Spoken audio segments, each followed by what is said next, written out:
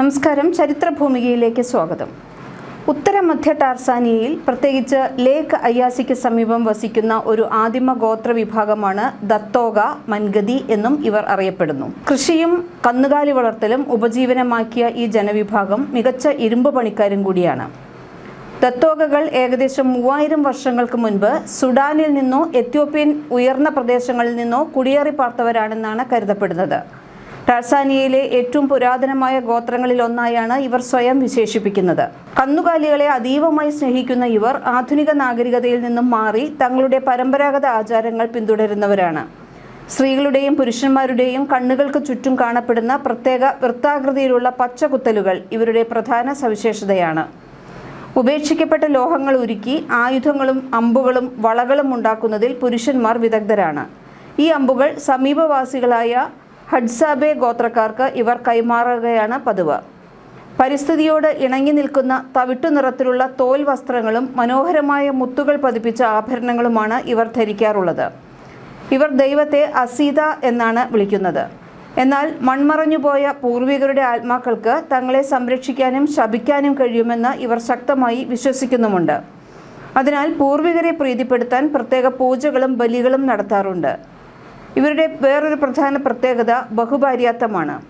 ദത്തോഗ സമൂഹത്തിൽ പുരുഷന്മാർക്ക് ഒന്നിലധികം ഭാര്യമാരുണ്ടായിരിക്കും. ഒരു പുരുഷന് എത്രമാത്രം കന്നുകാലികളുണ്ടോ അത്രത്തോളം ഭാര്യമാരെ സ്വീകരിക്കാൻ അയാൾക്ക് അർഹതയുണ്ട്. കന്നുകാലികളാണ് ഇവരുടെ സമ്പത്തിൻ്റെ മാനദണ്ഡം. ഭാര്യമാർക്കെല്ലാം തൻ്റെ വീടിന് ചുറ്റും ഓരോ വീട് വെച്ചു കൊടുക്കും. ഓരോ രാത്രിയും പുരുഷൻ വിളിക്കുന്ന സ്ത്രീക്ക് പുരുഷൻ്റെ വീട്ടിൽ കിടക്കാമെന്നാണ് ആചാരം. വിവാഹത്തിന് ഒരു പെൺകുട്ടിയുടെ വിവാഹം നിശ്ചയിക്കുന്നത് മാതാപിതാക്കളാണ്. കന്നുകാലികളെയാണ് സ്ത്രീധനമായി നൽകുന്നത്. പുരുഷൻ പെൺകുട്ടിയെ വിവാഹം കഴിക്കുന്നത് സ്ത്രീധനം നോക്കിയാണ്. എത്ര കന്നുകാലികളെയാണ് ലഭിക്കുന്നത് അത് നോക്കിയാണ് പുരുഷൻ പെൺകുട്ടിയെ വിവാഹം കഴിക്കുന്നത്. വിവാഹ ദിവസം വധു മനോഹരമായ തോൽവസ്ത്രങ്ങളും മുത്തുമാലകളുമെല്ലാം ധരിക്കും. പിന്നെ ഇവരുടെ മരണത്തിലുമുണ്ട് പ്രത്യേകത. ഗോത്രത്തിലെ മുതിർന്നവരോ പ്രധാനപ്പെട്ടവരോ മരിച്ചാൽ അവരെ ബഹുമാനപൂർവ്വം അടക്കം ചെയ്യും. മൃതദേഹത്തിന് മുകളിലായി മണ്ണും മരങ്ങളും ഉപയോഗിച്ച് ബൊങ്കെഡ എന്നറിയപ്പെടുന്ന ഒരു വലിയ കല്ലറ നിർമ്മിക്കും. ഇത് ഇവരുടെ വലിയൊരു ആചാരമാണ്. പിന്നെ ഇവരുടെ ഭരണ സംവിധാനങ്ങൾ പറഞ്ഞു കഴിഞ്ഞാൽ ദത്തോഗകൾക്ക് പ്രത്യേകിച്ച് രാജാവോ തലവനോ ഒന്നുമില്ല. പകരം ഗോത്രത്തിലെ മുതിർന്ന പുരുഷന്മാർ അടങ്ങുന്ന ഒരു സമിതിയാണ് തർക്കങ്ങൾ പരിഹരിക്കുന്നതും പ്രധാന തീരുമാനങ്ങൾ എടുക്കുന്നതും. പണ്ടുകാലത്ത് നാടോടികളായി ജീവിച്ചിരുന്നപ്പോൾ പശുവിൻ്റെ പാലും പ്രത്യേക അവസരങ്ങളിൽ പശുവിനെ കൊല്ലാതെ അതിൻ്റെ കഴുത്തിലെ ഞരമ്പിൽ നിന്ന് എടുക്കുന്ന ചോരയും ഇവർ പ്രധാന ആഹാരമാക്കിയിരുന്നു. ചോരയും പാലും ചേർത്തുള്ള മിശ്രിതവും ഇവർ കുടിക്കാറുണ്ട്. ഗോത്രക്കാരുടെ ഭക്ഷണ രീതിയോട് ഇതിന് വലിയ സാമ്യമാണുള്ളത്. കന്നുകാലികളുടെ തങ്ങളുടെ സമ്പത്തായി കണക്കാക്കുന്നതിനാൽ അപൂർവമായി മാത്രമേ അവർ മൃഗങ്ങളെ ഇറച്ചിക്കായി കൊല്ലാറുള്ളൂ. പശുവിനെ ഒട്ടും ഉപദ്രവിക്കാതെ അതിന് മുറിവേൽപ്പിക്കാതെയാണ് ഇവർ ചോര ശേഖരിക്കുന്നത്. രോഗമില്ലാത്ത ആരോഗ്യവത്തായ പശുക്കളെ മാത്രമേ ഇതിനായി തിരഞ്ഞെടുക്കൂ. ഗർഭിണിയായ പശുക്കളെയോ തളർന്ന മൃഗങ്ങളെയോ ഇവർ തൊടാറില്ല. ആദ്യം പശുവിൻ്റെ കഴുത്തിൽ ഒരു ചരടോ വള്ളിയോ ഉപയോഗിച്ച് മുറുക്കി കെട്ടുന്നു. ഇത് കഴുത്തിലെ പ്രധാന ഞരമ്പ് വ്യക്തമായി വീർത്തുവരാൻ സഹായിക്കും. അതിനുശേഷം മൂർച്ചയുള്ള ചെറിയ അമ്പ് ഉപയോഗിച്ച് വീർത്തുവന്ന ഞരമ്പിലേക്ക് കൃത്യമായി എയ്യുന്നു. പശുവിന് വലിയ വേദന അറിയാത്ത രീതിയിൽ വളരെ വേഗത്തിലാണ് ഇത് ചെയ്യുന്നത്.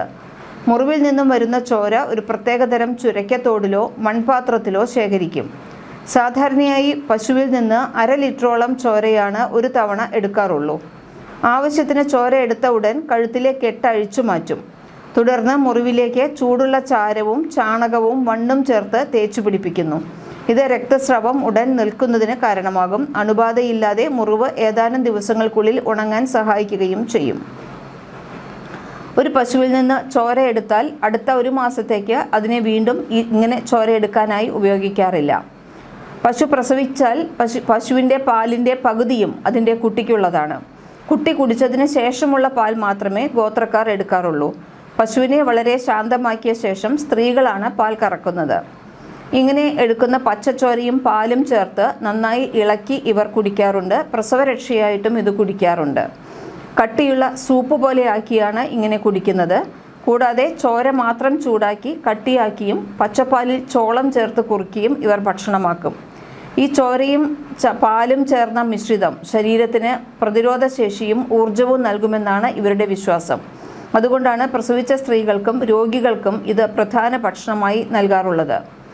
മൃഗങ്ങളുടെ ചർമ്മം കൊണ്ടുള്ള വസ്ത്രങ്ങളാണ് സ്ത്രീകൾ പ്രധാനമായും ധരിക്കുന്നത്. പ്രധാനമായും പശുവെല്ലാം ചത്തുകഴിഞ്ഞാൽ അതിൻ്റെ തോലാണ് ഇവരുടെ ഡ്രസ്സായിട്ട് ഇവർ ഉപയോഗിക്കുന്നത്.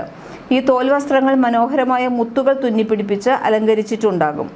പിച്ചള ആഭരണങ്ങളാണ് ഇവർ ധരിക്കുന്നത്. ദത്തോക സ്ത്രീകൾ കഴുത്തിലും കൈകളിലും കാലുകളിലും കട്ടിയുള്ള പിച്ചള വളകളും മാലകളും ധരിക്കും. ഇവർ മികച്ച ലോഹപ്പണിക്കാർ ആയതുകൊണ്ട് ഈ ആഭരണങ്ങൾ ഇവർ സ്വയം നിർമ്മിക്കുന്നതാണ്. പിന്നെ ഇവരുടെ ഏറ്റവും വലിയ പ്രത്യേകതയാണ് മുഖത്തെ അടയാളങ്ങൾ. ഇവരുടെ ഒരു പ്രധാന സൗന്ദര്യ സങ്കല്പമാണ് ഇത്. കൺപോളകൾക്ക് ചുറ്റും മുഖത്തും ചെറിയ പുള്ളികൾ പോലെ മുറിവുകൾ ഉണ്ടാക്കി ഇവർ പ്രത്യേക അടയാളങ്ങൾ പതിപ്പിക്കുന്നു. വന്യമൃഗങ്ങളിൽ നിന്നും ശത്രുക്കളിൽ നിന്നും രക്ഷ നേടാൻ തക്കവിധമാണ് ഇവർ വീടുകൾ നിർമ്മിക്കുന്നത്. മുള്ളുകളുള്ള മരച്ചില്ലകൾ കൊണ്ട് വട്ടത്തിൽ വലിയൊരു വേലി ആദ്യം നിർമ്മിക്കും. ഇതിനെ ബോമ എന്ന് വിളിക്കുന്നു. ഈ വേലിക്കകത്തായിട്ടാണ് ചെറിയ വീടുകൾ പണിയുന്നത്. മരക്കഷ്ണങ്ങൾ കൊണ്ടുള്ള ചട്ടക്കൂട്ടിൽ മണ്ണും കളിമണ്ണും ചാണകവും ചേർത്താണ് ചുവരുകൾ നിർമ്മിക്കുന്നത്. വീടിൻ്റെ മുകൾ ഭാഗം ഉണങ്ങിയ പുല്ലും വൈക്കോലും ഉപയോഗിച്ച് മേയും. ഇത് വീടിനുള്ളിൽ എപ്പോഴും തണുപ്പ് നിലനിർത്താൻ സഹായിക്കും. ബോമയുടെ മധ്യഭാഗത്തായിട്ടാണ് ഇവരുടെ ഏറ്റവും വലിയ സമ്പത്തായ പശുക്കളെയും ആടുകളെയും രാത്രികാലങ്ങളിൽ കെട്ടിയിടുന്നത്. ഇതിന് ചുറ്റുമായിട്ടായിരിക്കും കുടുംബാംഗങ്ങളുടെ വീടുകൾ. ആൺകുട്ടികൾക്ക് യൗവനത്തിൻ്റെ തുടക്കത്തിൽ കഠിനമായ ശാരീരിക മാനസിക പരീക്ഷകളെ നേരിടേണ്ടി വരാറുണ്ട്. പരിച്ഛേദന കർമ്മം ദത്തോക ആൺകുട്ടികളുടെ ജീവിതത്തിലെ ഏറ്റവും പ്രധാനപ്പെട്ട ചടങ്ങാണ്. കൗമാരപ്രായത്തിൽ സാധാരണയായി 12 മുതൽ 15 വയസ്സിനുള്ളിൽ കൂട്ടമായിട്ടാണ് ഇത് നടത്തുന്നത്. ഈ കർമ്മം ചെയ്യുമ്പോൾ കുട്ടി ഒട്ടും കരയാനോ വേദന പ്രകടിപ്പിക്കാനോ പാടില്ല. കരഞ്ഞാൽ അവൻ ഭീരുവാണെന്ന് മുദ്രകുത്തപ്പെടും. വേദന സഹിച്ചു നിൽക്കുന്നതിലൂടെ മാത്രമേ അവനൊരു യഥാർത്ഥ പുരുഷനും യോദ്ധാവുമായി മാറുന്നുള്ളൂ. ഈ ചടങ്ങിന് ശേഷം ആൺകുട്ടികൾ കുറച്ചുനാൾ വീട് വിട്ട് മാറി കാടിനോട് ചേർന്നുള്ള പ്രത്യേക സ്ഥലങ്ങളിൽ താമസിക്കണം. മുതിർന്നവർ അവർക്ക് വേട്ടയാടലും കന്നുകാലികളെ സംരക്ഷിക്കേണ്ട രീതികളും ഗോത്രത്തിൻ്റെ രഹസ്യ നിയമങ്ങളുമെല്ലാം അവിടെ വെച്ചാണ് പഠിപ്പിച്ചു കൊടുക്കുന്നത്. ഇതിനുശേഷമാണ് അവർക്ക് യോദ്ധാവ് എന്ന പദവി ലഭിക്കുന്നത്.